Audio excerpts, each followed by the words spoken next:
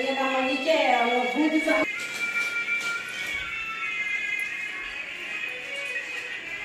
ಅಲ್ಲ ಮಾತ್ರ ಯಾರು ಬಂದಂತ ಹುಡುಗರು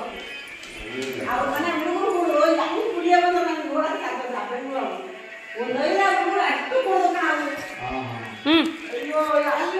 ಇವಳಂತೂ ಎಲ್ಲಿ ಬಿದ್ದಿ ಎಲ್ಲಿಂದ ಎದ್ದು ಎಲ್ಲೋ ಅದು